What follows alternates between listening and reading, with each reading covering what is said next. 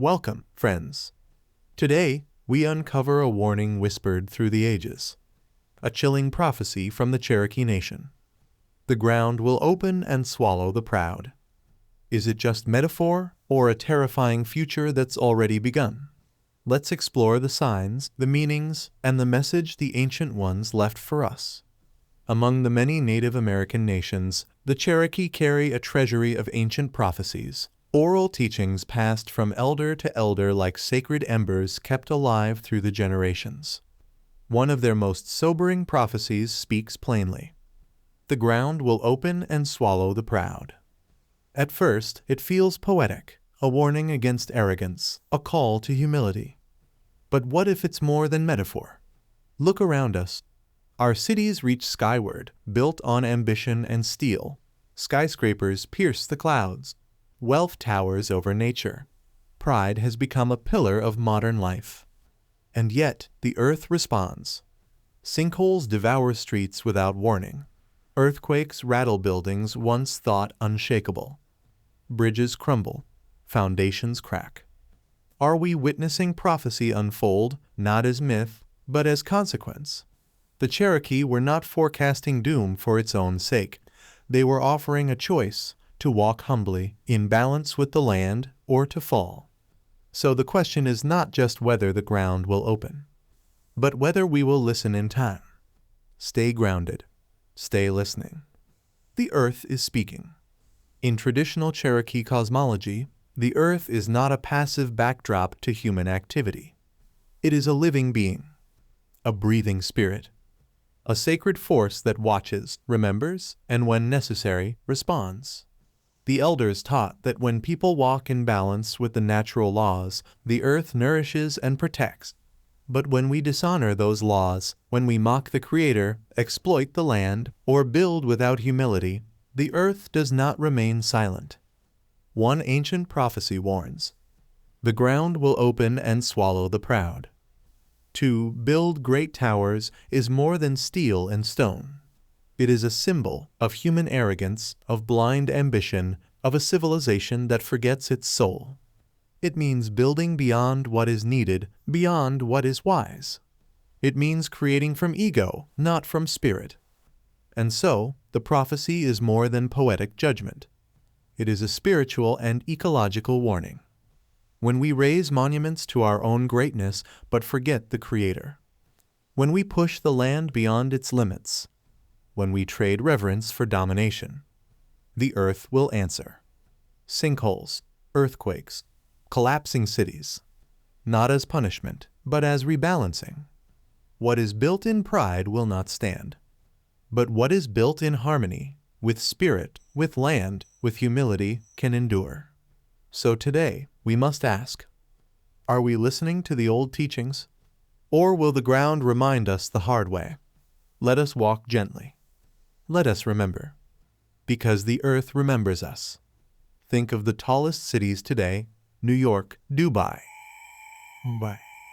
Towers of glass and steel stretch skyward, gleaming like monuments to progress and pride. They reflect ambition, technology, and wealth, symbols of human triumph.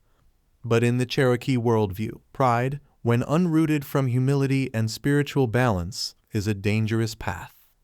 We are living in a time, one Cherokee elder once said, where man builds upward, but his soul sinks downward. It's a haunting truth. While we rise higher, we often fall inward. These shining cities may look untouchable, but are they truly secure? Not just physically, but spiritually. The ancient prophecy warns, the ground will open and swallow the proud. At first glance, it may sound metaphorical, just a poetic warning. But look deeper. Across the world, we see sinkholes swallowing streets, earthquakes shaking foundations, urban collapses once thought impossible. Is this the earth rebalancing itself? Are we building ever higher on foundations that are no longer stable, morally, ecologically, even geologically? In recent years, something beneath our feet has been shifting. Not just metaphorically, but physically. Across the world, we're seeing the ground open unexpectedly. cities built on confidence, cracking under their own weight. In 2010, Guatemala City witnessed the earth open a perfect circle, 60 feet wide, swallowing a building whole. In Florida, 2013, a man was pulled into a sinkhole as he slept in his own bed. His body was never recovered. New York City, 2022, saw entire sections of street collapse, crumbling from aging infrastructure and unstable ground. It's not just sinkholes. Earthquakes, too, are sending their warnings. Mexico City, 2017. A powerful quake struck during a national emergency drill, turning preparation into prophecy. Nepal, 2015. Ancient temples and modern towers fell side by side, reminding us how fragile both history and progress can be.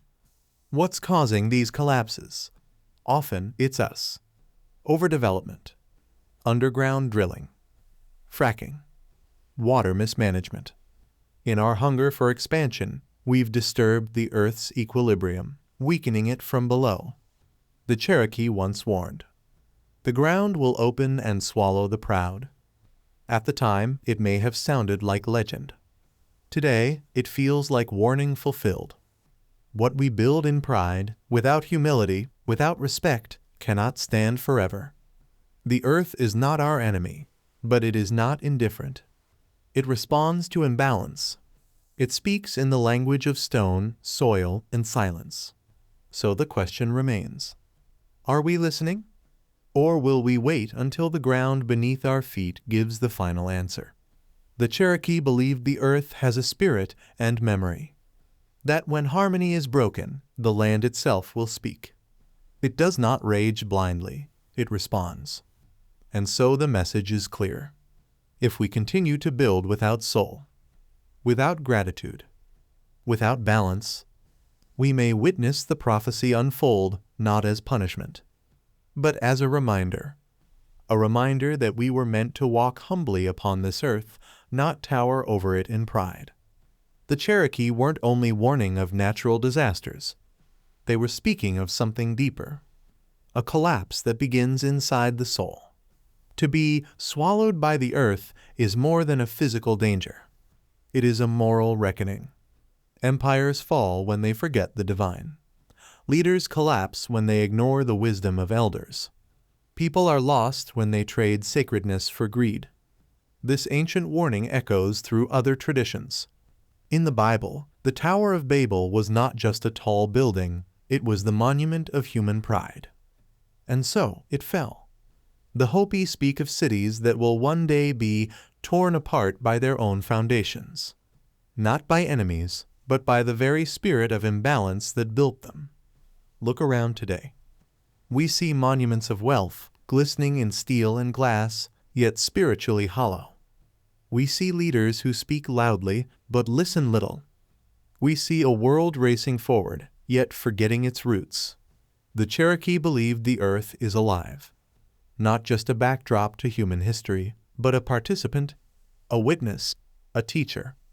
And when harmony is broken, it responds, sometimes with tremors, sometimes with silence, sometimes with collapse, but always with meaning. So perhaps the question is not just, will the earth shake? But also, why is it shaking now? If the fall begins within, then so does the healing. Humility, reverence, a return to what is sacred. That is the foundation the earth remembers, and it is the one we must rebuild before the ground reminds us again. The Cherokee saw no separation between spirit and nature. To them, the earth was not a commodity to be mined or conquered. It was a relative, a living being, a sacred presence. The wind had voice. The rivers carried memory. The mountains stood as elders, and the soil itself held stories. In this worldview, when humans stray too far from humility, when pride grows louder than prayer, the earth responds, not in anger, but in warning. A trembling beneath our feet is not just an earthquake. A gaping hole in the street is not just an engineering flaw. They are echoes of a deeper imbalance, signs that something sacred is being ignored. We are taught today to see natural disasters as random events, isolated, explainable, manageable. But Cherokee wisdom challenges that what if these are not accidents, but consequences? Not punishment, but invitation. A call to return. To remember that we are not above nature, but within it. That we do not own the earth, we belong to it. The Cherokee taught that everything is connected. The spiritual affects the physical. The moral shapes the material. The way we treat each other is reflected in how the earth treats us.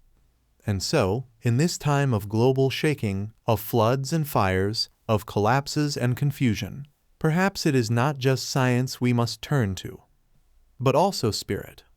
Not just to rebuild what has fallen, but to restore what we have forgotten. Because healing does not begin with concrete.